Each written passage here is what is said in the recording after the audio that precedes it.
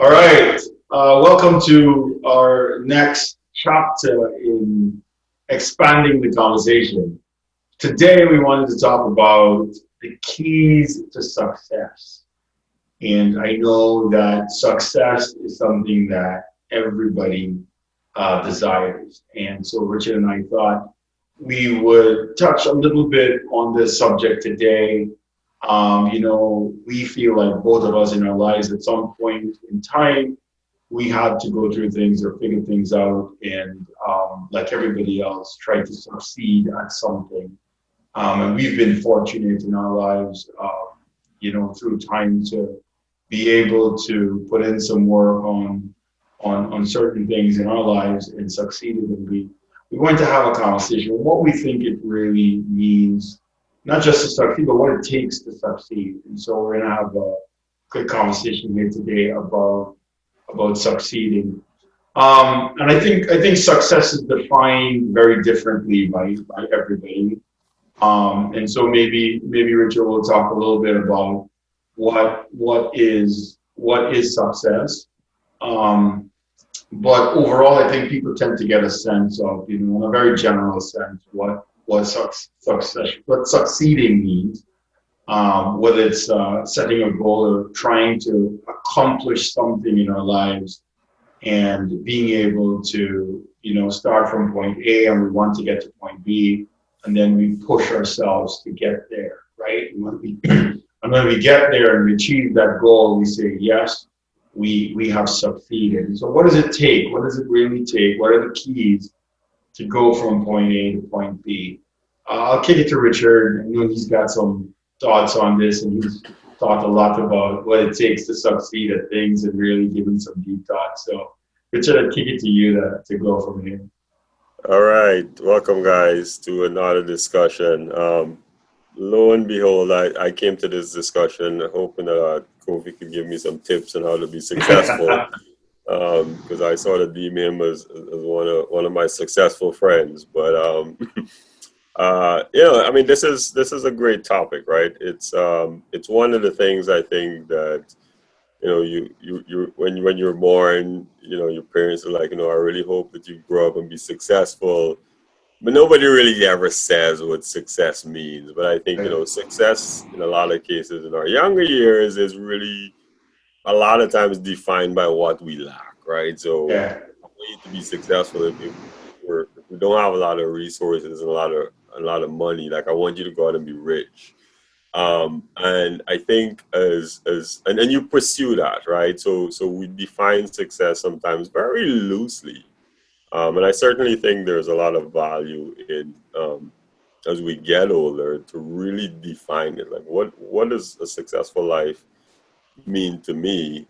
And start working towards that, right? Because one of the things that we'll touch on is goal setting, right? I mean, if you're Yes. not if you're not working towards a goal, um, you're really just gonna do random things, right? So I think Yeah. like defining success is really important because one of the things that I say to myself is that if you can't define success, you can't redefine success. What I mean by that is like you can define what success means to you, and then you go out and you pursue it, and you get there and you realize, well, hey, I don't feel fulfilled. I don't feel self-actualized. I just something's missing. So like, okay, now I'm at this point and I need to redefine it, and I might do that 100 times in my lifetime, right?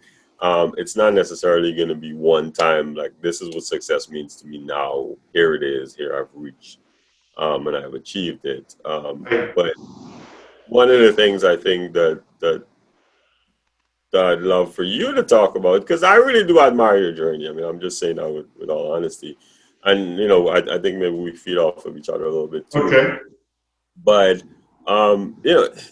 there is there's this thing, right? I think, but so I've known you for a long time, but there is sort of a period where you went off and post high school, and you had a journey in between there, right? And when we sort of hooked up again, you were the successful scientist doing crazy mad things across the world, and creating fuel from algae and all kinds of craziness, right? And so if I didn't have sort of, at least I knew you before and then sort of met you in the end.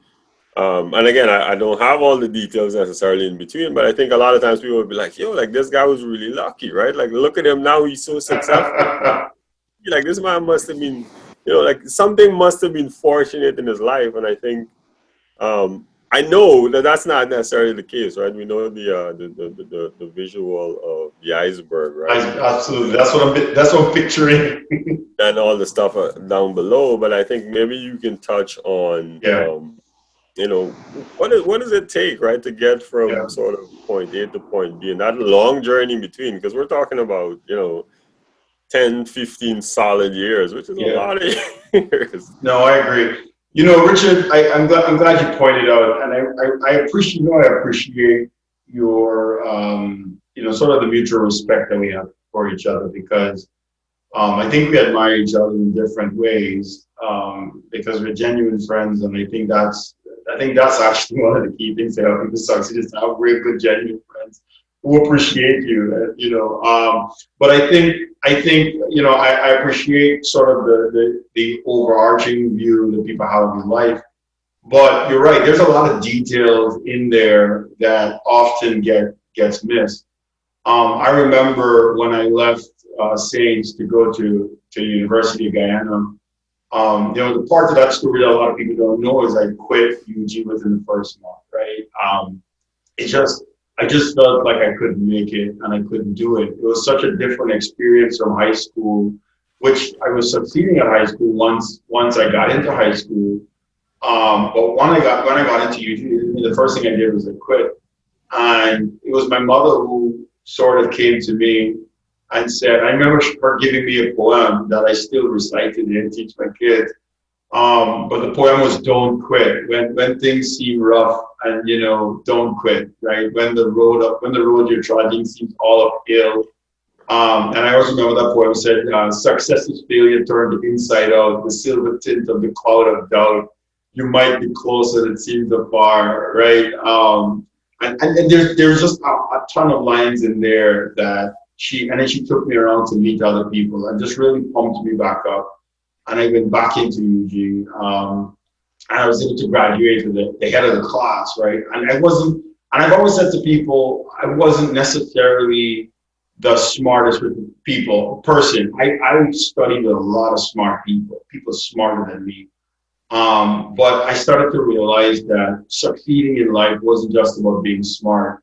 It was about being strategic, right? Having goals, like you said, and then really putting in the work to do them. One of the things I realized was, and this might sound cliche, but the journey of 1,000 steps really does begin with one step.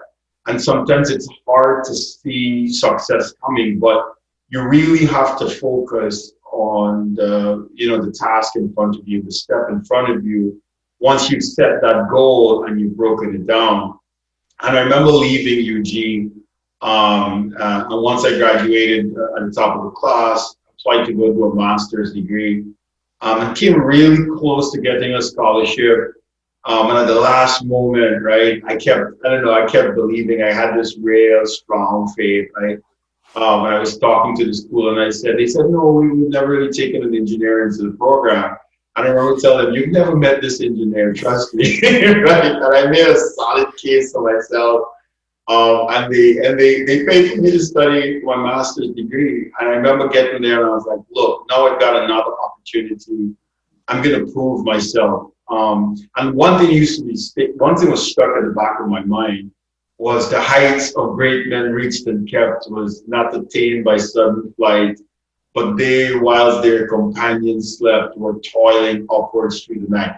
That used to get me through the 1 o'clock, 2 o'clock, 3 o'clock in the morning study, right? Where you want to sleep and, your body's just saying, it's time to give up, go sleep, go do this, go do that.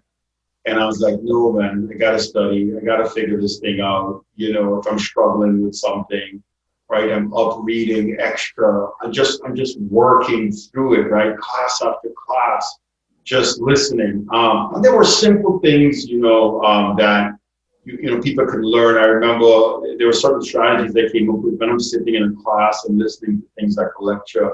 I always try to make sure that I'm focusing as much as I can, trying to get the best I can when I'm there in the moment. So this idea of learning and living in the moment and squeezing out as much as you can, right, from it, so that later I'm sort of following up on maybe just things that I missed, but just being real deliberate about it. And just course after course, class after class came through there. And as you succeed, the nice thing about succeeding is that once you get over one hurdle, you gain this confidence to like go over the next one, right? You just scaled one and you're about to go over the next one. So it was really just one simple step at a time, right? And just managing that. I think if you focus, you set the big goal, and I encourage people to set as big goals as you want, as unrealistic as you want. I don't think your vision and goal has to be realistic, as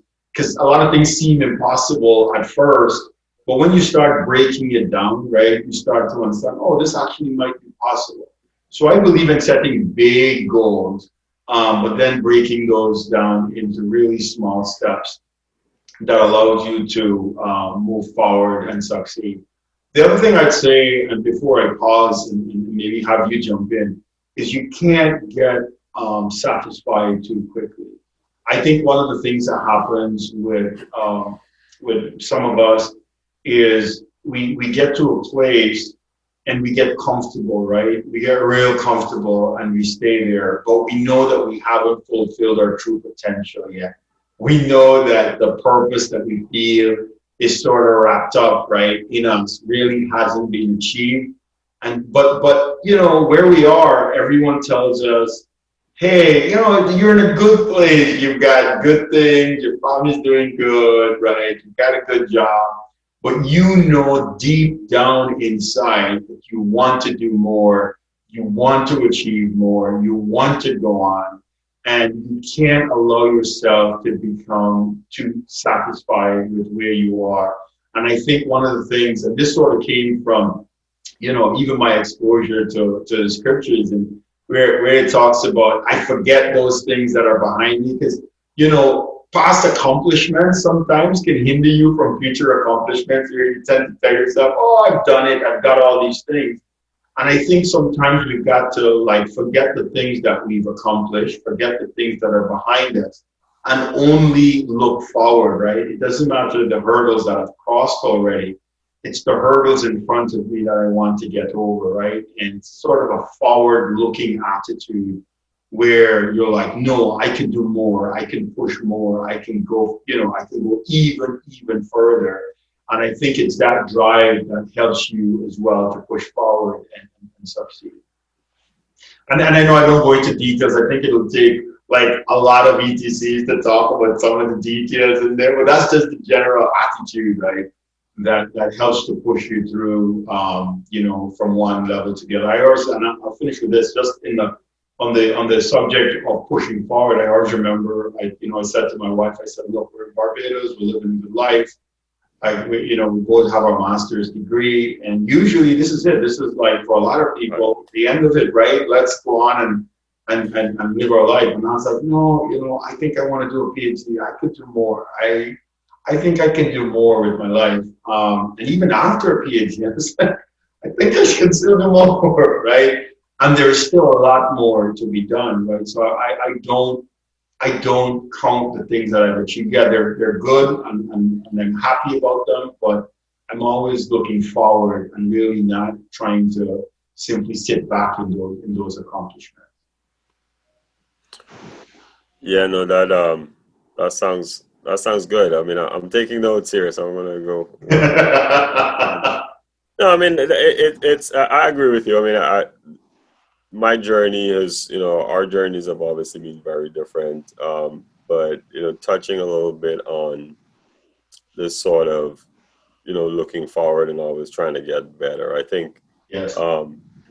People, I think oftentimes we underscore how how satisfying growth is, right? Just not so much worry always about like I dream big for sure, right? Like make sure that you've got something that you're so passionate about that you're willing to pursue it for a long time, right? Pursue it till you die, probably. Um, and there's that element of it, but I think for me, when even though I don't think I necessarily had big goals, and I recognize that that's one of the things that I could have done differently. I've made some adjustments since. Um, but the little goals that I had, I think when I was younger, um, I was sort of fortunate to maybe get really close to some of it at an early age. Yeah.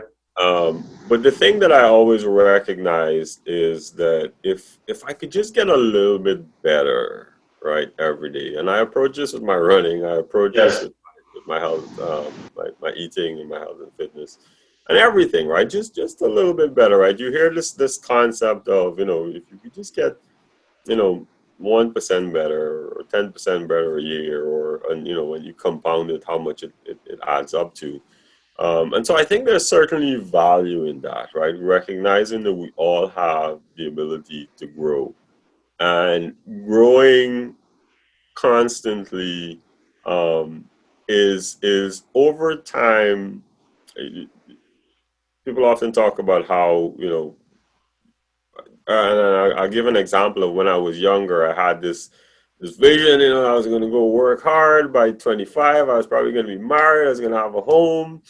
I was going to start having kids, or maybe it was 30. I don't ever remember anymore, right? But I remember I got there, um, and I might have been married. I certainly didn't have a house. I certainly didn't have kids as yet. But it was sort of okay, right? Because I was on a journey to some degree. I didn't know where it was going to end up. But the fact is that I could see myself growing. And so these Right. ideals didn't matter as much. And I'm not saying you shouldn't have ideals, but I think what happens is that a lot of times we have definitions of what we want to do to succeed at an early age with no context to it. Yes. And when we pursue those, and I'm saying pursue them, but recognize that if you get to a point and you feel like you haven't achieved that, that's not failure.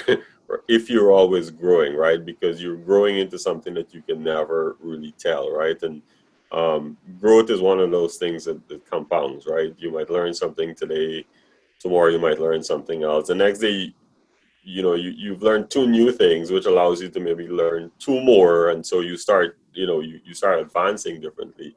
But one of the things I think that I like to touch on when I this is sort of my personal view, and I'll let you share yours, but um, for me, for a long time, even in high school, all the way through different stages of my work, living in different countries, a key component for me is always sort of having these external relationships, right? The Yeah. people that are your confidants, right?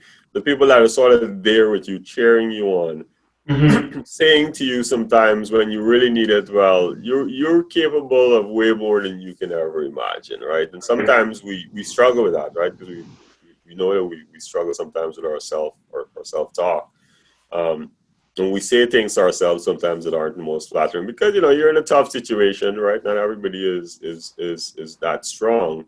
And I think having that support structure and people that are, like-minded and going in a direction probably either similar to yours, or you can, support each other in some way, I think for me has always been key, because it's almost like I've got somebody that I can look up to and aspire to be like in some context, right? Not across the board. Um, but those relationships, and that structure, right? My positive peer group is super important Yeah. to where you're going, right? Because a lot of times you can do stuff on your own. You do a lot of cool stuff on your own, but it's those relationships outside of that, I think, that helps you to sort of tag along, right? And I'm grateful for everybody that's allowed me to Yeah.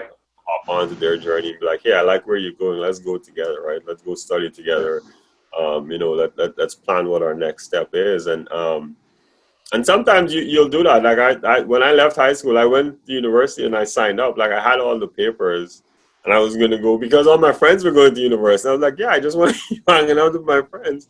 But I didn't, right? I went a different route, and I formed new friends, and I Right. started with a new set of people that I created. I still stay close to my old friends, but I think the idea for me has always been that external group that you can align with and share thoughts and grow together has helped me a lot. And I'll let you talk a little bit Yeah. about that element of your life. Yeah, there's quite a bit. I mean, there's quite a bit you said there, and I think they're really important points, right? The first is iron sharpens iron, and that means that we can have a positive effect on each other.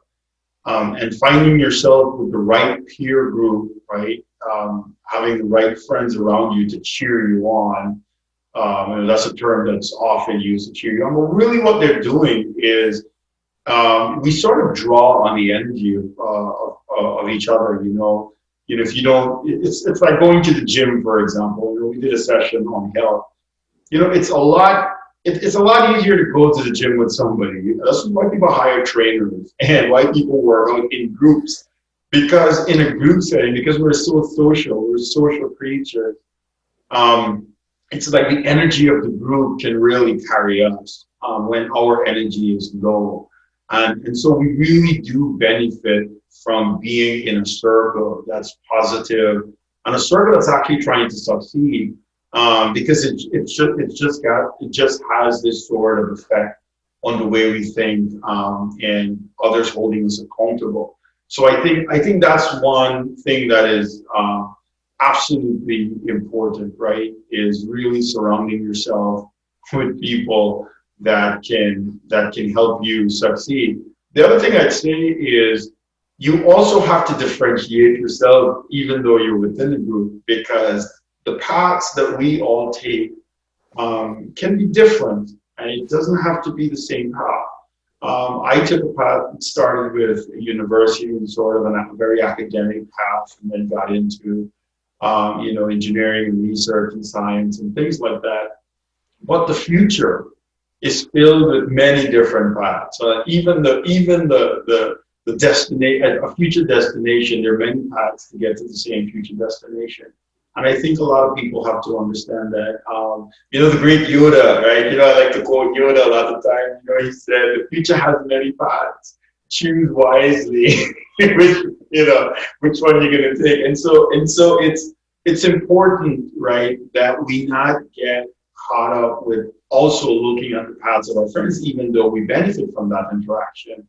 We still have to find our own uniqueness, our own sense of self, and our own sense of gravity to say, this is where I am, this is where I'm anchored. And some things you have to understand that you may have to pull away from friends at times and then come back together, right? And I think that's just sort of the nature of life. But you really have to determine your own path. But you really want to have your friends around you as well. I think that sort of dynamic is really, really important in how we succeed. The other great thing about having friends and just networking is really about opportunity. Nobody ever really succeeds on their own, right? I think all of us at some point needed an opportunity to be given to us. I talked about the story of getting a scholarship, for example, to go do my master's degree. And then I took that opportunity and being ready for it, right? Once that door was open, I went through that door and maximized that opportunity with the intent of having that opportunity open even more opportunities. And we're talking about keys to success here, right? And we're talking about opening doors. And so the goal is when you're given an opportunity, you really want to maximize that opportunity because those opportunities begin to open more opportunities for you. And so after like my master's degree, right, I was then given another opportunity to pursue a PhD and even jobs, right? I had folks calling me, hey, we heard you graduate from the university, you're a great student, we'd like you to come work for us, right? And so that happens when you're successful. People hear about it, right? Other people talk about your success, and people come looking for you. And so that's something that I want to reiterate, that when you're given an opportunity, don't squander it. Don't squander that opportunity. Make use of it. Always seek to be the best in it. And then you'll see that other opportunities are going to open themselves to you. The one thing I wanted to add here, Rich, is, and I think it has to bring a little bit of gravity to our discussion, right? Is none of this is easy. I don't want people to walk away thinking this is, and I think some people understand that. There's something I learned from, I don't know, you said Mr. Paris didn't teach you in high school, but when Mr. Paris came to Saints, one thing they used to teach us in our class, and I think it was a motto of another school, it's sort of strange because this morning when I woke up, there was an old post on Facebook that he recommented on, because I think the motto of the school before was beat them, greet them, beat them. And then I think later they came in and they changed the motto to self-discipline is the key to success. And he taught us this at Saints. And it's something I never forgot. I try to teach my children that today. This idea that you've got to discipline yourself, right? As a matter of fact, before you become a master, right, and before you discipline anything, you have to discipline yourself, right? You have to become a master of discipline.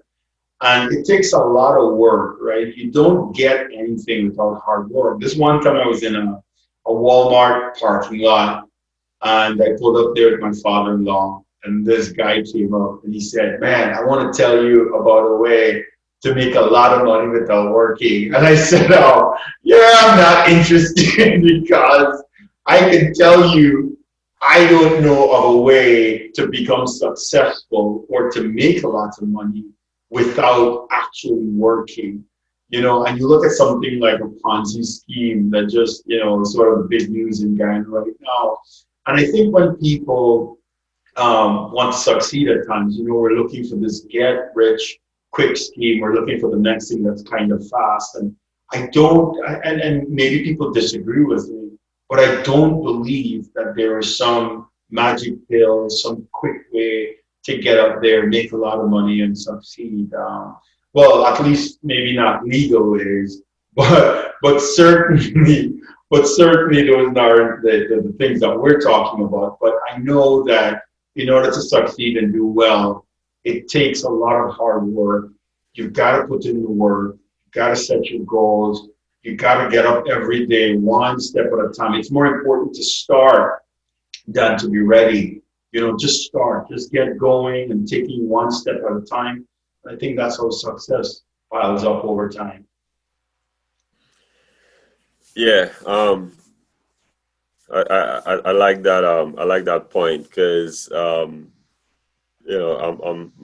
still on my journey of life, and I've probably redefined what success means to me many times. And I think sometimes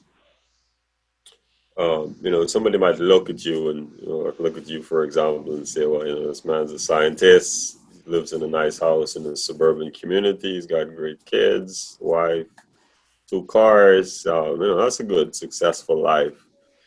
Um, and like, how did you do it? How did you do it? What's the secret? And I think one of the things that I've come to realize is a lot of it is unattractive, right? Like it's not super glamorous, right? Like you wake up every day, maybe you make a list of things you want to get done. That's moving in the direction you want to go, and you do it, right? Um, and I think sometimes in the world we live in, because we only sort of um, we look at the end result of people's lives, and Yes. unless you're in the community of people that are on similar journeys and they're sharing their struggles, and you understand the minutia of their day-to-day life, right? You often think that it's probably something, there's some secret thing that you got to do, right? This one thing that's really gonna like push you over the edge. And I haven't found it, and I don't think it exists. but I will say, like, it's these little steps, right? That these little things that you do over a longer period of time that really allows you to grow and become better at what you choose to be better at. Yeah. It could be 5 minutes a day, right? That you choose to do something, whether it's read a book, whether it's write your goals, or think about where you're heading, right? One of the things that they say that really defines how far we go is the vision of where we're heading, right? Yeah. That you can do a lot of things every day, but if you don't really know where you're heading, right, you can acquire a lot of information every day.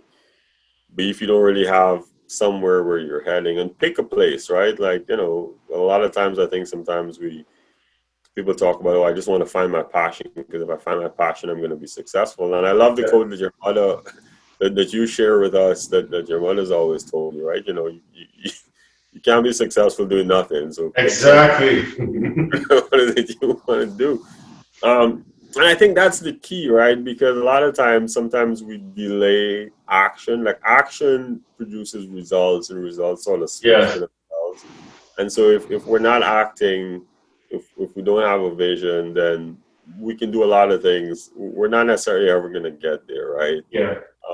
And so I think there are some key components that really is boring work, right? It's sometimes Yeah. just a pen and a paper, right? And you sit down with yourself, maybe a few people that you might consult with, but it's boring work, right? And then you wake up tomorrow and you put in 10 minutes here and 5 minutes there and a 20-minute here. And then 10 years later, you arrive at this place. And you're like, oh, this is beautiful, right? Here I am. I'm living a pretty good life. I could envision going anywhere, doing anything.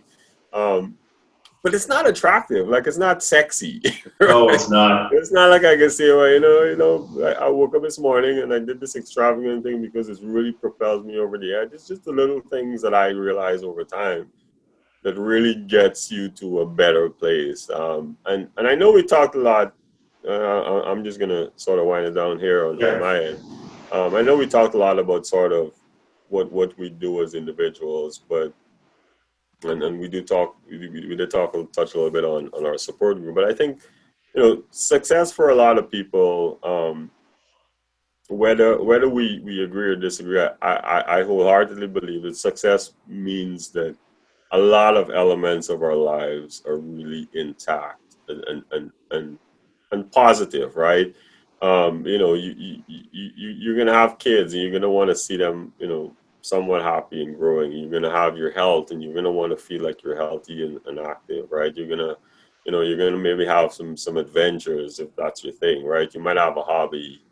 Those are all things that contribute to your success, right? So it's by no means just a career path and going Yeah. along, right? I think you've really got to think, like I said, Like, define what it is. yeah. You might think it's a big house, but then you get the big house and you realize, well, it's not really what I want. It's way Right. too costly, and I can redefine that and get a smaller house tomorrow, right? But I think it's for me, success is sort of this collective experience of life. Yeah. And even as you get further along, what am I doing for everybody else, right? Because I can look at my own journey and be so grateful for all the people that have contributed to it. But how am I helping somebody else, right? For me, Yeah. that's a big component of success, Yeah. at a certain stage. And even when I was younger, right? I always wanted to figure out how do I give to somebody else? Because if I give to somebody else, not only does my network become great people that are doing great things, but I also feel like my time matters, right? And I think we do all sort of long for that Right. in our definition of success and some degree I'll, of contribution. I'll say this on my way out, Richard. So you're talking about success sort of in a very global sense, right? When you look at the totality of somebody's life, right? Like all of the things that they've come to achieve and how they value those things. I also want to define success in a slightly different way that somebody who's listening to this can sort of measure, their own progress. Because life isn't always seen in its totality. Sometimes it's very hard because somebody might look at you and say, "Hey, look, Richard, you've accomplished this, right? You've done all these great things, or Kofi, you've done all these great things. I want to get there." Well, when I was actually going through the process, or I'm still going through the process to achieve things, I don't look at the end picture all the time, right? It's like when you're solving a puzzle. I'm always looking for the little pieces. And the success to solving the puzzles, oh, the puzzle is I just found the little piece. This and that is success right now, right? And so today when you get up, as that army guy had said, right, you make your bed. You get up in the morning and you were just successful at making your bed.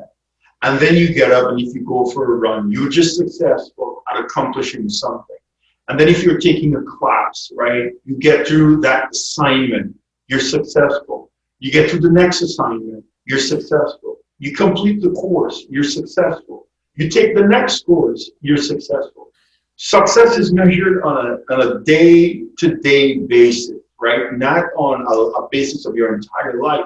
But those things add up over time. So maybe in 5 years, maybe in 10 years, you're going to look back and you're going to say, wow, look, I've accomplished all of these things. But what's really important is that you're measuring your successes, your wins every single day, right? The little things that you do, that's what you want to focus on. And as you set yourself these small goals, and it doesn't matter how small it is, right? Even if it's just getting up early, right? Getting up early and reading for an hour, or studying something, or taking a course, or whatever the case might be. Measure your success at that very granular level, because eventually it adds up to a really, big successful life, as we were talking about there, Richard. But I think some people can also take away sort of this practical approach to it. We got up early today, right, to have this conversation. And that's part, we're successful. We set the time, we came out, and we did it. And here we are talking about the keys to success.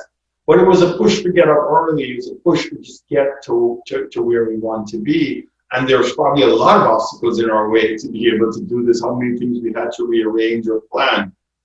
But we're successful in getting that done. And I think we have to be able to measure success at that very small, granular level. And I think if people can do that, then this big idea of all these other things that we want to accomplish start to become easier, because we realize that we can start measuring our success on a day-to-day basis.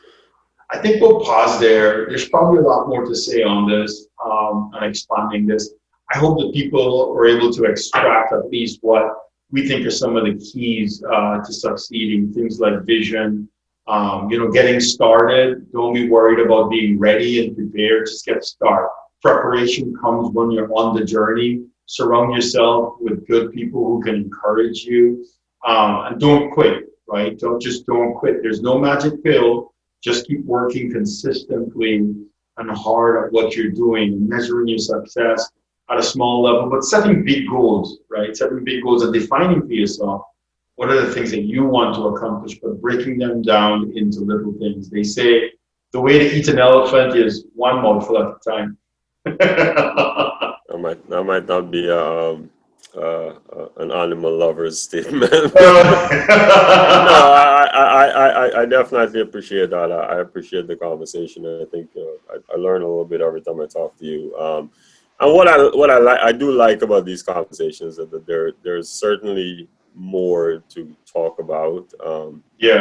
And as we think about and as more people share their thoughts, certainly different elements. One of the things that I won't get into here, but I recognize that is key to doing anything, is our mind and how we treat our mind, how we talk to ourselves. So maybe we'll expand on that in a different conversation. But this was we should. I think we should pick up part 2 of keys to success. That's good. All right, folks. Expand the conversation. Let's expand the conversation.